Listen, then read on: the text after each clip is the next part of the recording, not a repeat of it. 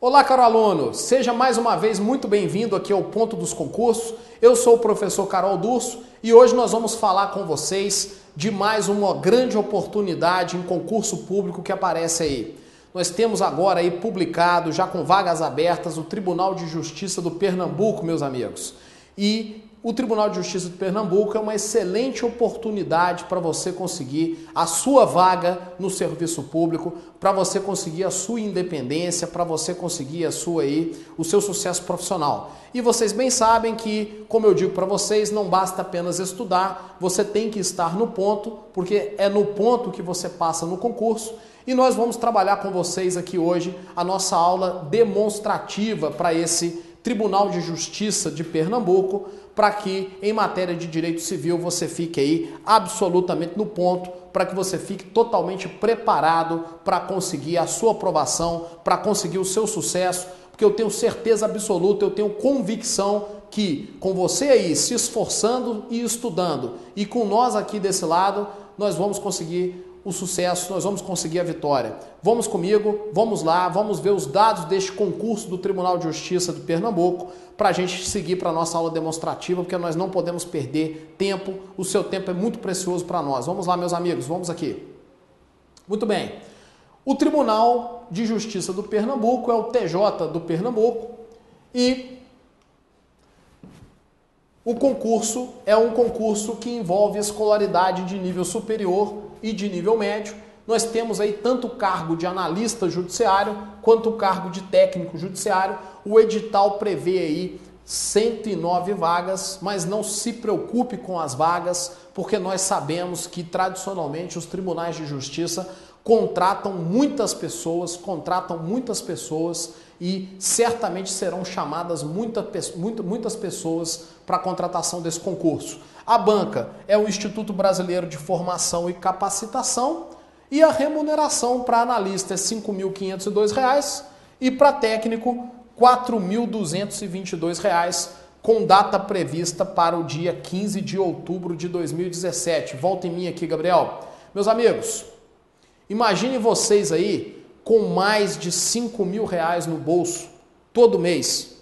Imagina o tanto que vai dar para você curtir com esse dinheiro no bolso aí, ainda mais morando, meu amigo, num lindo estado do Pernambuco. O estado do Pernambuco com as suas praias maravilhosas, com todas as suas opções de lazer. Então se esforce aí, vem com a gente que nós vamos chegar lá, nós vamos conseguir aprovação nesse concurso aí, meus amigos. Vamos ver o conteúdo desse nosso curso aí de Direito Civil para o Tribunal de Justiça do Pernambuco. Vamos ao material aqui. Muito bem, meus amigos. O nosso tema desse curso não é um tema extenso, não está difícil você se preparar para este concurso do Tribunal de Justiça do Pernambuco. E o nosso tema em Direito Civil envolve o Código Civil, a Lei 10.406 de 10 de janeiro de 2002, que entrou em vigor a partir de 2003, e nós veremos ao longo do nosso curso pessoa natural, direitos da personalidade, pessoa jurídica, domicílio, trabalharemos com vocês aí os bens, trabalharemos os fatos jurídicos, e aí os negócios jurídicos, os defeitos e a invalidade, além da forma da prova, da representação, condição, termo e encargo. E veremos ainda com vocês prescrição e decadência e responsabilidade civil. Tudo isso sempre pensando no conteúdo definido no seu edital para essa prova de direito civil. E evidentemente, meus amigos, ao final do nosso curso nós faremos aí importante aula de resolução de questões para que você fique aí absolutamente preparado e consiga aprovação no seu concurso. Na nossa aula de hoje, nós faremos com vocês uma aula demonstrativa a respeito da pessoa natural, tá? Nós vamos começar aí pelo início do Código Civil e vamos passar com vocês nessa nossa aula demonstrativa a respeito da pessoa natural. Muito bem, temos aí na parte geral do Código Civil as pessoas naturais e as pessoas jurídicas, que serão objeto dessa nossa aula de hoje. Temos ainda na parte geral do Código Civil os bens, que veremos em aulas do nosso curso de Direito Civil subsequente. E temos ainda na parte geral do Código Civil, dentro do Direito Civil brasileiro, os fatos e atos jurídicos, que também serão objeto de outras aulas do nosso curso. Portanto, a parte geral do nosso Código Civil é composta por esses três grandes assuntos, por esses três grandes temas. Vejamos aqui melhor. As pessoas, os bens, os fatos e atos jurídicos. Nas pessoas, nós temos aí as pessoas naturais, as pessoas jurídicas e o domicílio. Nessa nossa aula de hoje, nós trabalharemos os dois primeiros temas, as pessoas naturais e as pessoas jurídicas. Na nossa próxima aula, nós seguiremos aí com o domicílio, trabalhando em seguida os bens, os fatos e atos jurídicos e assim sucessivamente. Muito bem, meus amigos. Questão da personalidade jurídica da pessoa. Qual é o conceito de personalidade jurídica? Meus amigos, o conceito de personalidade jurídica é a aptidão genérica para adquirir direitos e contrair obrigações ou deveres na ordem civil. Nós podemos dizer, portanto, que todas as pessoas, independente de terem capacidade, elas têm aptidão genérica para adquirir direitos e contrair obrigações e deveres na ordem civil. Isso é um atributo da personalidade jurídica de toda e qualquer pessoa, tá? Todo aquele que nasce com vida torna-se uma pessoa e adquire a sua personalidade, tá? O nosso sistema, pelo menos segundo a legislação, define o nascimento com vida como o momento em que a pessoa adquire personalidade e adquirindo personalidade, ela passa a ter aptidão genérica para adquirir direitos e contrair obrigações e deveres na ordem civil. Então esse é o primeiro aspecto em relação ao estudo da pessoa e é muito importante vocês terem este conhecimento, porque este é um primeiro conhecimento fundamental do nosso direito civil. Sem a compreensão do que é personalidade jurídica, sem a compreensão de como a pessoa adquire a personalidade, você não vai conseguir compreender a forma como o nosso sistema civil é estruturado. Muito bem, meus amigos. Vamos adiante. Artigo 1º do nosso Código Civil. Toda pessoa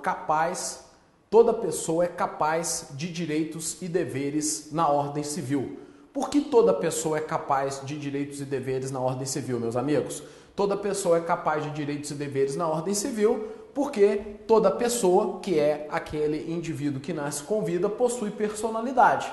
Se possui personalidade, ela é capaz de adquirir direitos e deveres na ordem civil. É justamente em decorrência do conceito de personalidade jurídica que nós acabamos de trabalhar que o Código Civil, em seu artigo 1º, define aí a capacidade da pessoa, tá? Então veja, se é pessoa, consequentemente é capaz de quê? Consequentemente é capaz de adquirir direitos e assumir deveres na ordem civil. Portanto, nós temos aí um conceito de capacidade atrelado à ideia de pessoa. Aqueles seres que são considerados pessoas, e são pessoas quem tem personalidade jurídica, conforme nós vimos, eles têm aí capacidade de direitos e deveres na ordem civil. Muito bem. E a capacidade, meus amigos? A capacidade, segundo a doutrina, ela é conceituada como a medida da personalidade, pois para uns ela é plena e para outros ela é limitada, tá? Então, por enquanto, nós já vamos entender essa questão da capacidade plena e limitada, mas por enquanto guardem aqui a ideia de que a capacidade é a medida da personalidade, tá? Medida da personalidade. Guardem aí esta concepção. Muito bem. Capacidade de direito ou de gozo, tá? E temos ainda a capacidade de fato ou de exercício, que é a capacidade de ação, tá ok? Vamos entender essas duas capacidades para a gente justamente entender o conceito de capacidade plena e de capacidade limitada, ok? Muito bem. Primeiro conceito, capacidade de direito ou de gozo, capacidade de aquisição de direitos. Segundo o nosso sistema, toda pessoa, pelo simples fato de nascer com vida, passa a ter capacidade de direito ou de gozo, ou seja, capacidade de adquirir direitos. Quando a gente menciona direitos aqui, evidentemente estão também englobados os deveres, né? Muito bem.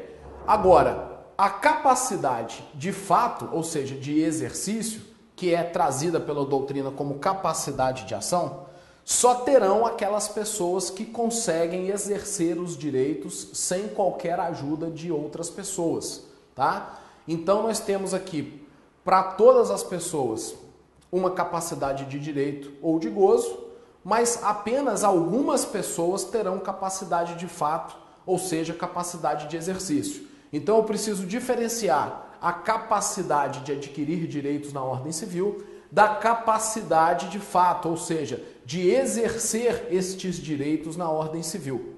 Toda pessoa, pelo simples fato de ser pessoa, pelo simples fato de nascer com vida, pelo simples fato de ter respirado, ela tem capacidade de direitos ou de gozo, capacidade de aquisição de direitos na ordem civil.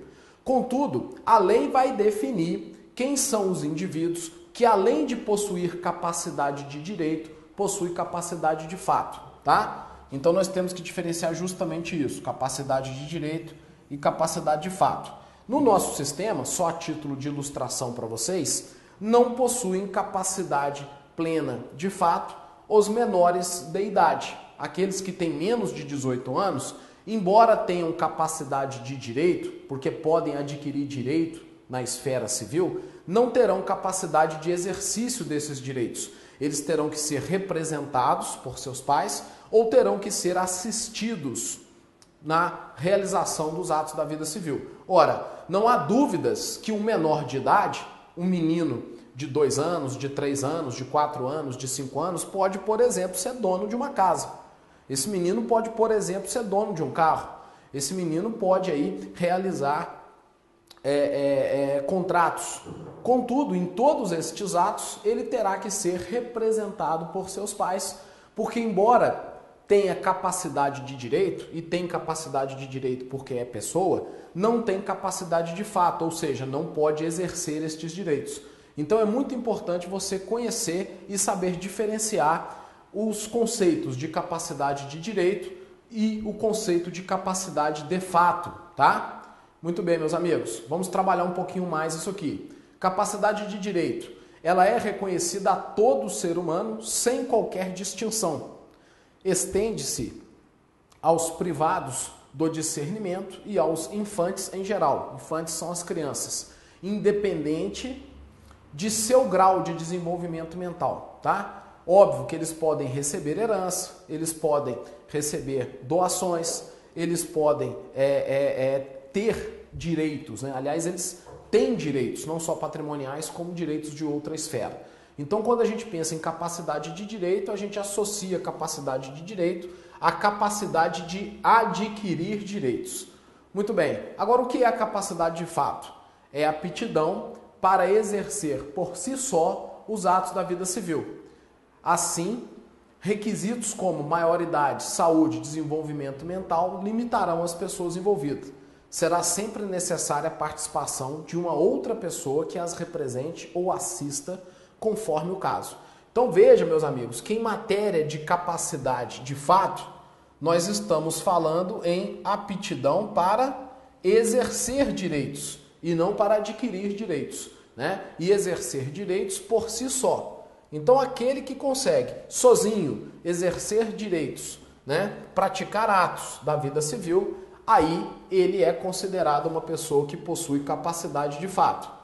Vejo então que o conceito de capacidade de direito, que é adquirir direitos na ordem civil, não se confunde com a capacidade de fato, que é a aptidão para exercer por si só os atos da vida civil. Assim, questões de maioridade limitarão as pessoas envolvidas, tá? Neste caso, daqueles que, embora tenham capacidade de direito, que a capacidade de direito é atribuída a qualquer pessoa, não tenham capacidade de fato, eles terão que ser ou representados ou assistidos, tá? Representados quando o indivíduo é absolutamente incapaz e assistido quando o indivíduo é relativamente incapaz.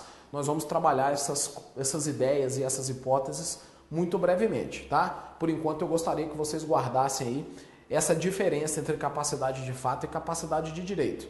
Vamos adiante, meus amigos. Ainda no tema aqui de capacidade jurídica e legitimação. Se eu tenho então capacidade de fato mais capacidade de direito, eu tenho então capacidade plena, ok? Para aquele indivíduo que falte qualquer um desses requisitos, para aquele indivíduo que não tenha capacidade de fato, né? Ou não tenha capacidade de direito, como nós vimos, é muito difícil alguém não ter, porque qualquer pessoa tem capacidade de direito, mas é a soma dessas duas espécies de capacidade que vão gerar a capacidade plena, tá ok, meus amigos? Então guardem isso aí, guardem essas ideias, isso aí é a base, é a introdução do nosso direito civil. A compreensão sobre a capacidade da pessoa é um tema fundamental, porque é a partir da compreensão e conhecimento da capacidade da pessoa que nós conseguiremos caminhar para o entendimento das outras questões do direito civil brasileiro. Tá bom? Sujeitos da relação jurídica, então, meus amigos. Pessoa, tá? Pessoa natural, pessoa jurídica, tá ok? Nós temos esses dois tipos de pessoa, tá? A pessoa natural, como eu disse, ela vai adquirir a sua capacidade a partir do momento em que ela nasce com vida. A pessoa jurídica, ela precisará ser constituída nos termos da lei, conforme nós já vamos ver nessa nossa aula de hoje. A pessoa natural, se ela tem capacidade plena, ou seja, capacidade de direito, mais capacidade de fato, ela exerce os atos da vida civil sem qualquer representação ou assistência.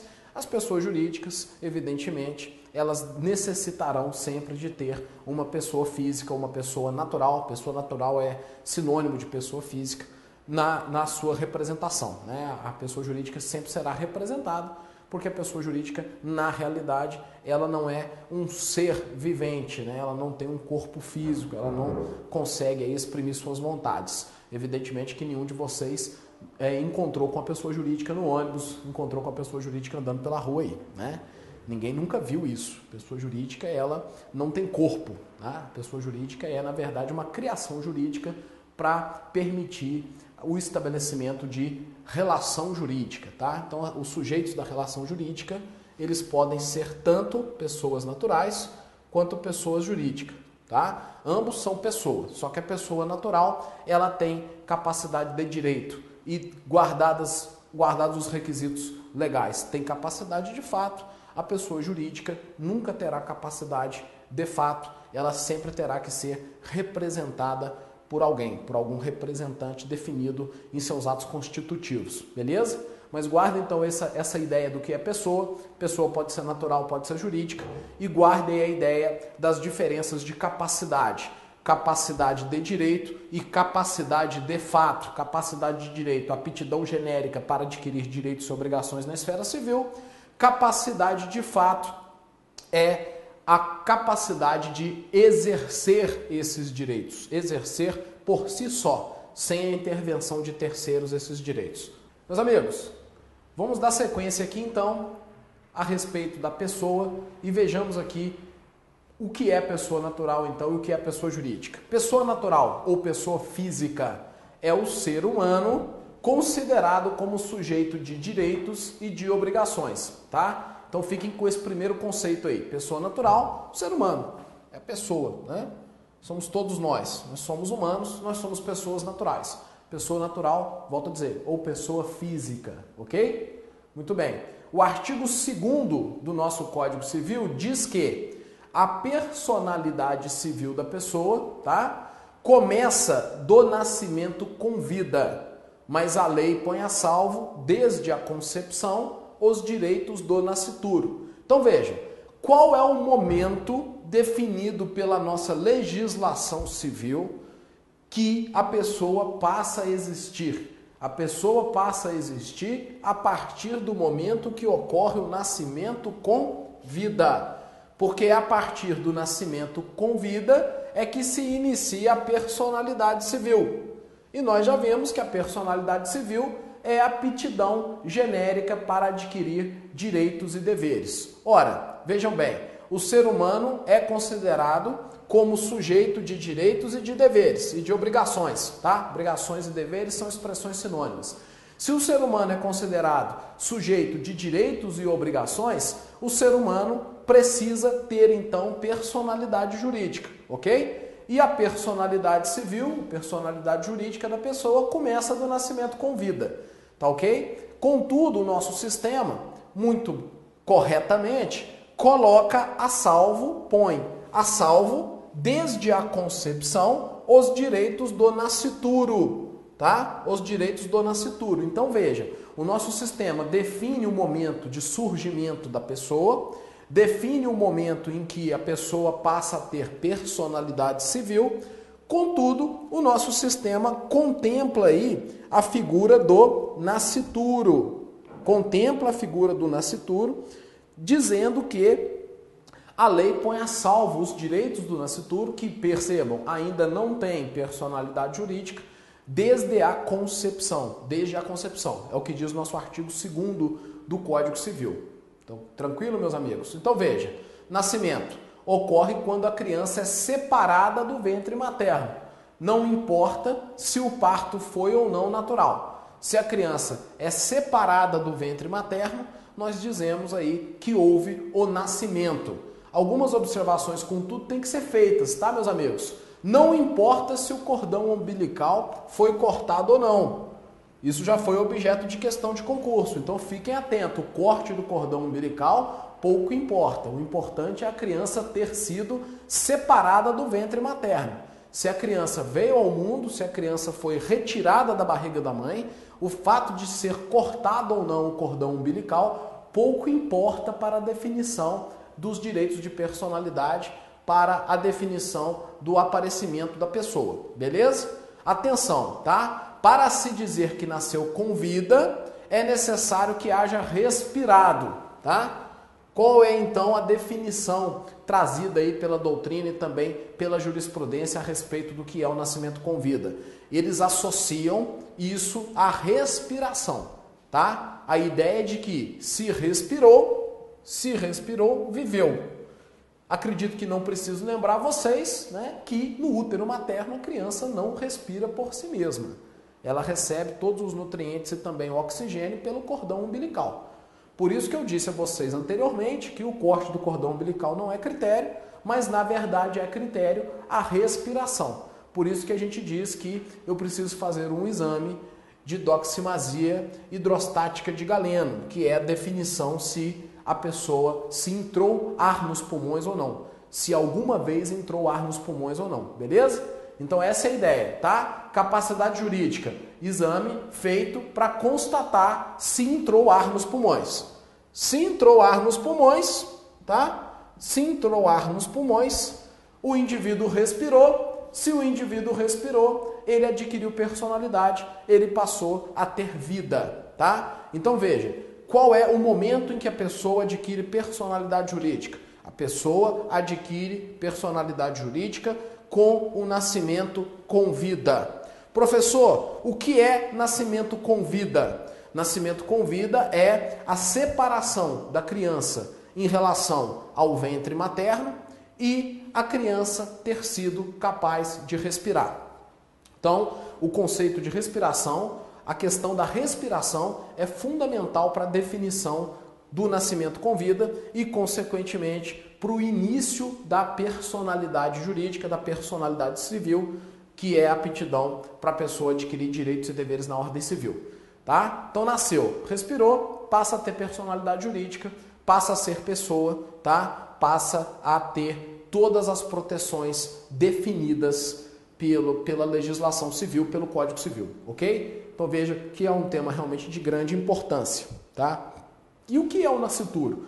Percebam que o Código Civil disse que a personalidade se inicia com o nascimento com vida, mas a lei põe a salvo desde a concepção os direitos do nascituro. O nascituro, meus amigos, é o ser já concebido que se encontra em desenvolvimento no ventre, tá? Então o ser já concebido que se encontra em desenvolvimento no ventre, né? Que é a ideia de nidação do zigoto, tá? Ele é o nascituro. Então, a criança que está dentro do útero da sua genitora, dentro do útero materno, é considerada, é definida pela legislação. Na verdade, a legislação não define isso. A legislação menciona o nascituro, quem define isso aí é a doutrina e a jurisprudência. O nascituro, então, é a pessoa que, ou melhor, pessoa não, o ser que se encontra dentro do ventre de sua genitora. Ou seja, é a existência intrauterina, tá? É a vida intrauterina. A vida intrauterina é a vida do nascituro. Essa é a definição do que é o nascituro. Nós precisamos, então, diferenciar o nascituro do embrião, porque o embrião é a existência de vida ultrauterina, tá? Então já houve a concepção, o esperma já se uniu ao óvulo, formando aí o embrião, mas este embrião não está dentro do útero materno, não está dentro do ventre da mãe. Se ele não está dentro do ventre da mãe, nós não dizemos que ele é nascituro, porque para ser nascituro é necessário que se encontre em desenvolvimento no ventre de sua genitora, ou seja, é a existência intrauterina, Se não está dentro do útero, nós temos aí, na verdade, o chamado embrião, que é a vida ultrauterina, que vem também da ideia de concepção artificial, tá? Porque, evidentemente, não seria possível ter um embrião numa concepção natural fora do útero, porque ele é concebido dentro do útero e lá mesmo ele já permanece, beleza? Aí, meus amigos, nós temos algumas teorias doutrinárias que já foram objeto aí em diversos concursos, que é importante você ter esse conhecimento, porque evidentemente o seu objetivo aqui é aprovação no concurso. E aí eu tenho que dizer para vocês que nós temos aí algumas teorias a respeito dessas questões do nascituro. A primeira teoria é a natalista. O nascituro só adquire personalidade após o nascimento com vida. Nesse sentido, estes autores defendem que o nascituro tem apenas expectativa de direitos, porque ele não é pessoa, tá? Então essa é a teoria natalista, tá? É com vida que se adquire personalidade e, portanto, o nascituro teria apenas expectativa de direitos, porque ele não é pessoa. Eu tenho ainda a teoria da personalidade condicional. A personalidade civil começa com o nascimento com vida, mas os direitos do nascituro estão sujeitos a uma condição suspensiva, ou seja, são direitos chamados eventuais, direitos eventuais. Aqueles que defendem a teoria da personalidade condicional formulam a sua concepção baseados no artigo 130 do Código Civil, que diz que ao titular do direito eventual, nos casos de condição suspensiva ou resolutiva, é permitido praticar os atos destinados a conservá-lo. Então, partindo da ideia de que o artigo 2º do Código Civil faz menção de que a lei põe a salvo os direitos do nascituro desde a concepção e de que, inclusive, é possível a sua representante, a sua mãe aí, eventualmente buscar o exercício de algum dos direitos do nascituro, os doutrinadores entendem que eu estaria diante de uma personalidade condicional e o que existiria seria um direito eventual sujeito a uma condição suspensiva. E justamente por isso seria permitido praticar os atos destinados a conservar estes direitos, tá ok? Então veja, temos aí a teoria natalista, tá? Temos a teoria natalista, temos a teoria da personalidade condicional e temos ainda a teoria pré-concepcionista, tá? Que é defendida pelo Fábio Ulloa. Ele afirma que desde o momento em que o espermatozoide fecunda o óvulo, seja in vitro ou in útero, estariam preenchidas todas as condições para se considerar existente um novo ser, tá? Aí nós teríamos que ingressar, não é o nosso objeto aqui nessa aula, nós não vamos aprofundar nesse ponto, mas nós teríamos que ingressar aí na discussão a respeito da questão do embrião, da questão da concepção, da questão de em que momento existe vida, tá? São diversas questões de fundo constitucional muito profundas que passam aí por decisões dos tribunais superiores, envolvendo aí a discussão sobre o embrião, envolvendo também a discussão sobre o aborto.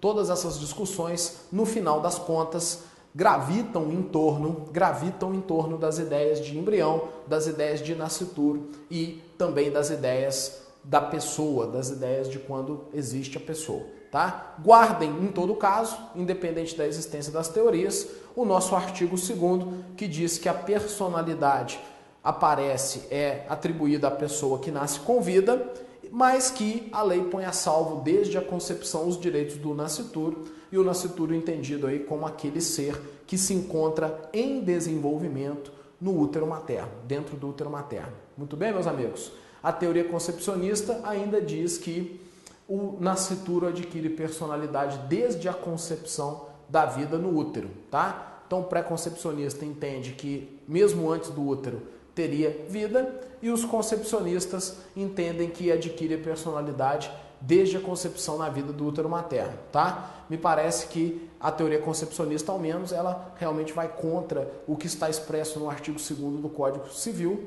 que diz que a personalidade só se inicia com o nascimento com vida, tá? E não com a concepção da vida no útero materno, beleza?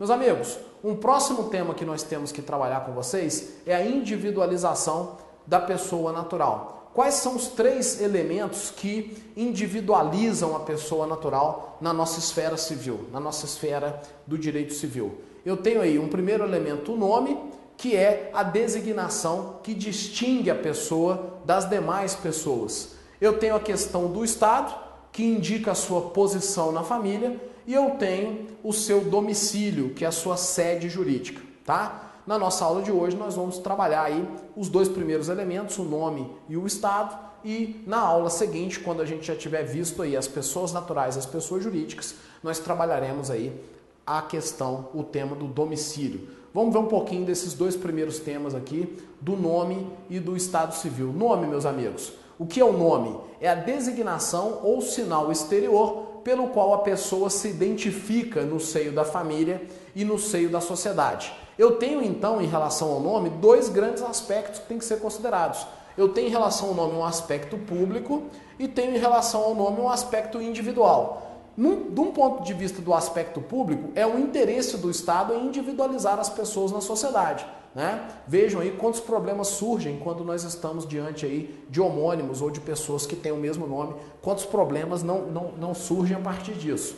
Então o nome é uma forma de individualização da pessoa e isso é um interesse do Estado, tem um interesse público nessa questão do nome. E é um aspecto individual, porque consiste no direito ao nome, no poder reconhecido ao seu possuidor de por ele designar-se e de se reprimir abusos cometidos por terceiros, tá? O nome da pessoa tem toda uma proteção, o nome da pessoa não pode ser utilizado em vão, tá? O nome da pessoa não pode ser utilizado para questões ilícitas, para questões que ofendam a pessoa. Nós veremos aí nos direitos de personalidade que o nome também é protegido pela legislação, beleza?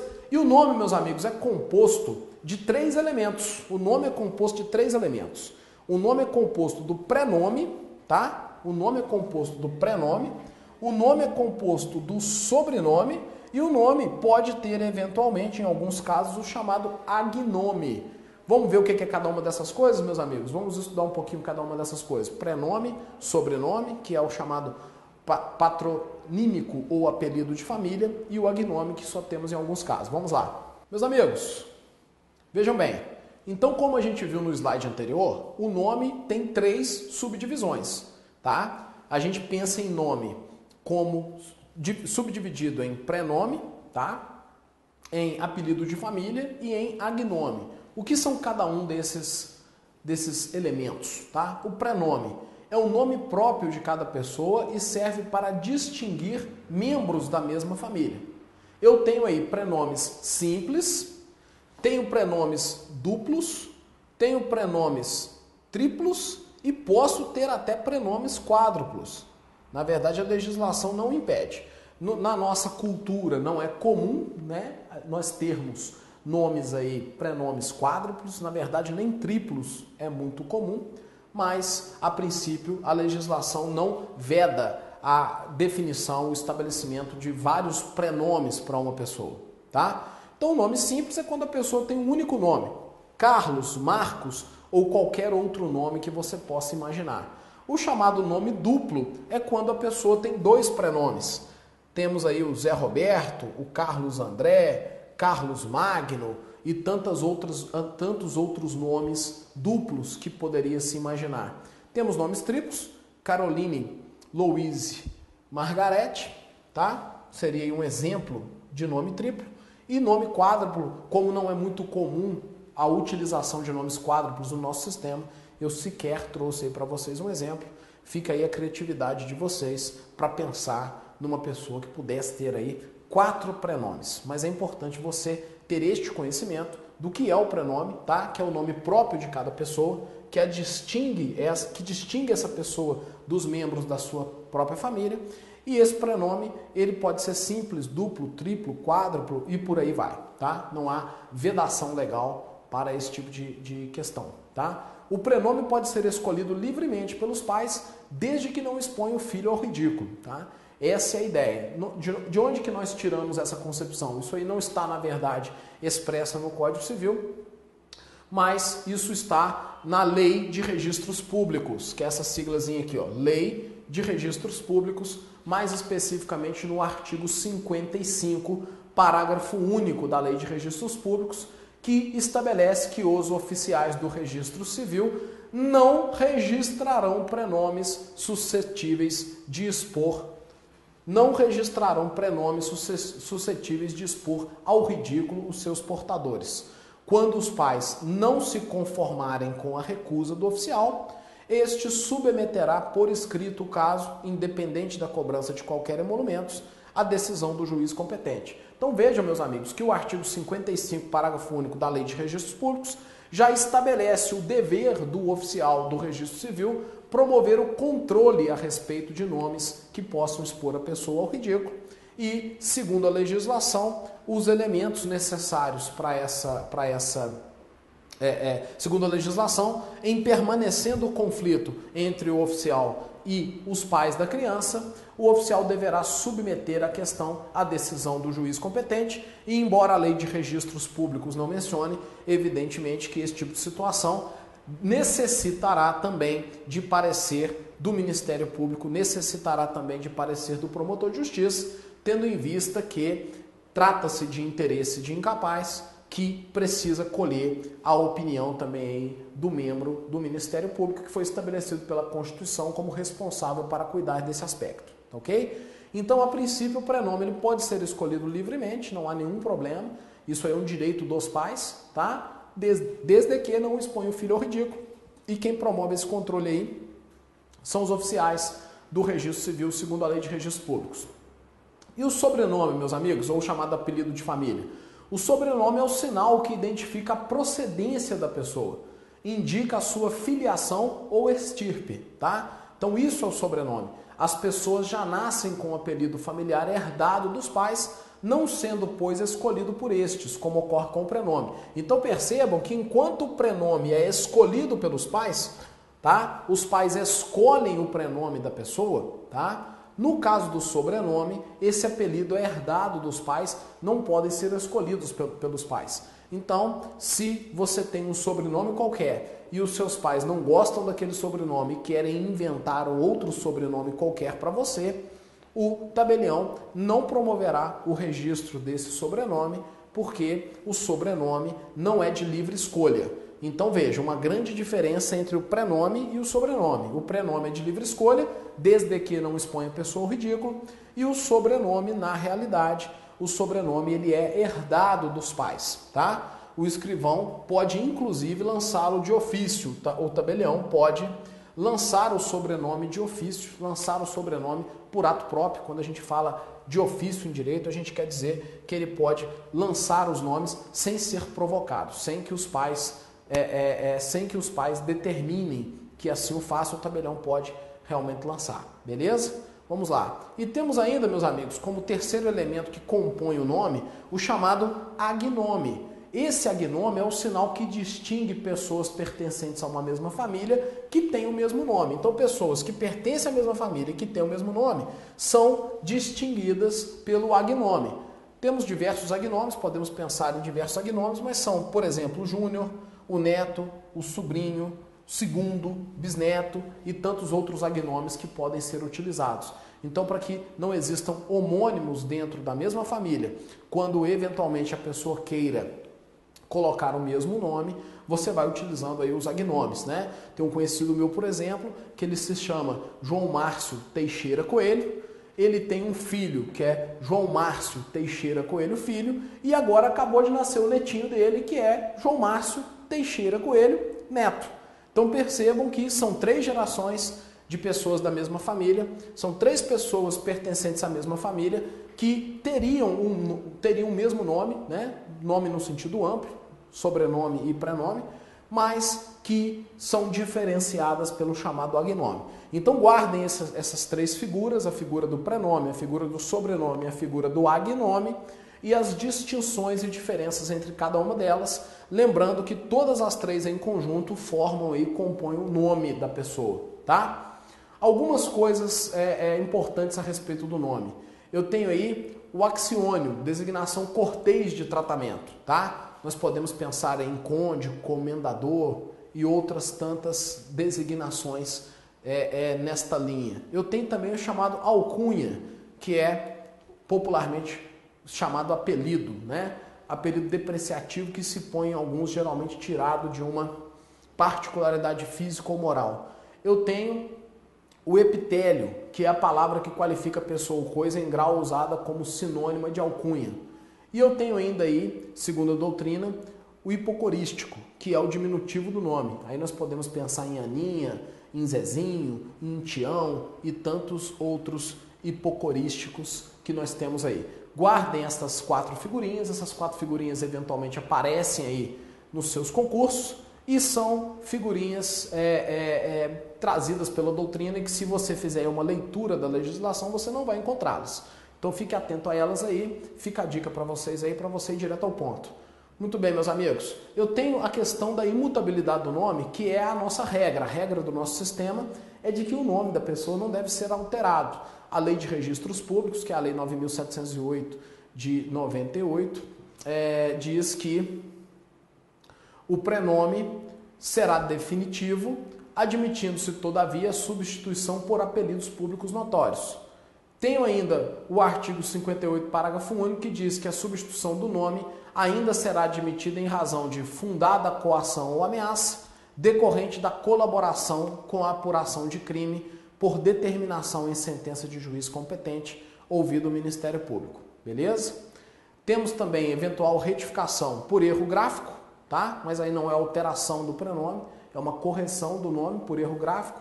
Por exposição de seu portador ao ridículo, também é possível alterar. E na adoção, eu posso realizar uma alteração total do prenome e também do sobrenome. O sobrenome, no caso da adoção, vai ser realmente inevitável, porque, como nós vimos, o sobrenome decorre aí dos pais. Se na adoção ocorre uma mudança de quem são os pais, consequentemente eu precisarei alterar aí os sobrenomes. Agora, no caso do prenome, é também possível, no âmbito da adoção, fazer essa alteração do prenome. Beleza, meus amigos? Muito bem. Em matéria de retificação do nome, né, diz ainda o artigo 57 que o interessado, no primeiro ano após ter atingido a maioridade civil, poderá pessoalmente ou por procurador bastante alterar o nome, desde que não prejudique os apelidos de família, averbando-se a alteração que será publicada pela imprensa. Então, vejam que, fora aquelas regras de alteração, no primeiro ano da maioridade, ou seja, no nosso sistema dos 18 aos 19 anos, a pessoa teria a oportunidade de, sem outras justificativas, com base no seu próprio querer, com base na sua vontade, alterar o seu prenome, tá? Isso aí serve, evidentemente, para corrigir eventuais distorções cometidas pelos pais e que o filho queira corrigir no primeiro ano da maioridade civil, beleza? Então fica aí essa possibilidade de retificação também nessa hipótese, tá? É importante mencionar para vocês também alguns entendimentos da jurisprudência a respeito da mudança do prenome, a respeito da retificação do prenome, que eventualmente são cobradas aí nos concursos. Eu tenho aí a definição de que o uso de um nome por longo tempo, sem dolo e com notoriedade, outorga ao seu portador o direito de obter a retificação do registro civil, tá? Então vamos imaginar uma hipótese, substituição de Benedita, tá? A moça chamava Silvia Benedita, por Silvia Stephanie, porque, na verdade, Stephanie, ela era muito mais conhecida como Silvia Stephanie do que como Silvia Benedita. E, consequentemente, esta alteração foi admitida pela justiça, tá? Pelo uso do nome por longo tempo. Eu tenho, por exemplo, um rapaz que é mecânico dos meus veículos, que há pouco tempo eu descobri que, na verdade, ele não chama Silvio. O nome dele é Zé Carlos. Agora, por que o Zé Carlos é chamado de Silvio, inclusive pela própria família, não me perguntem.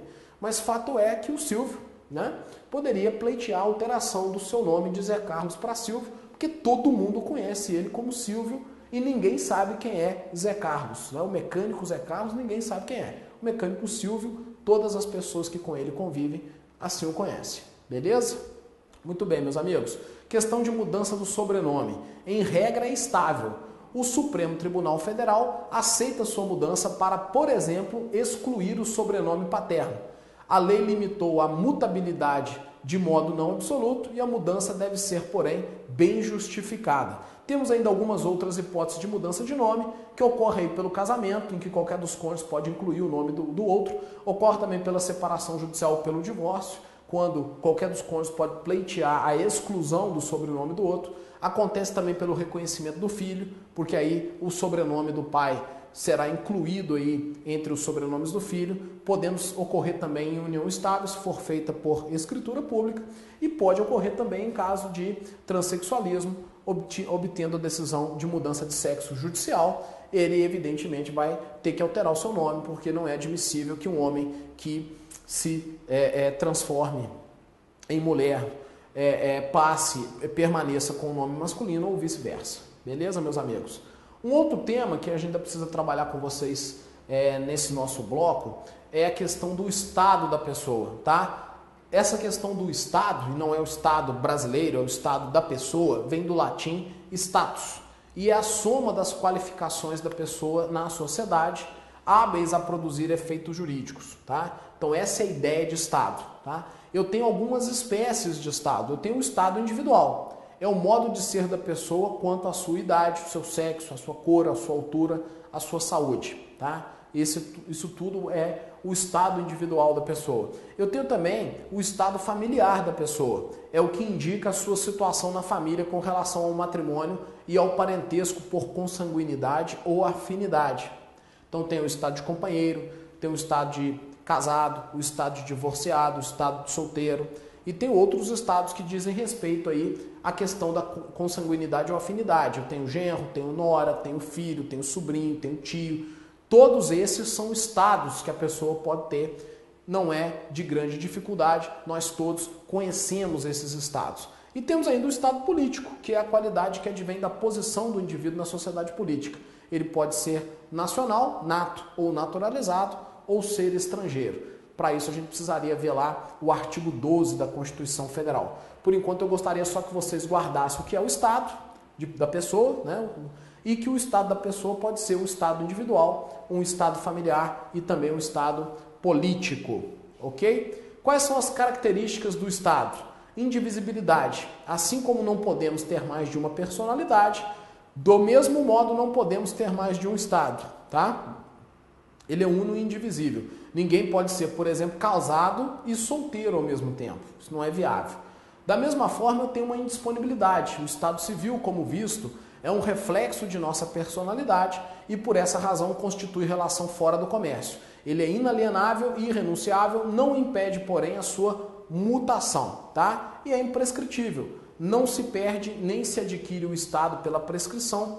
O estado é o elemento integrante da personalidade, ele nasce com a pessoa. Beleza, meus amigos? Então vimos aí os 3 elementos que compõem o estado da pessoa e vimos também aí o nome, que são 2 mecanismos de individualização da pessoa,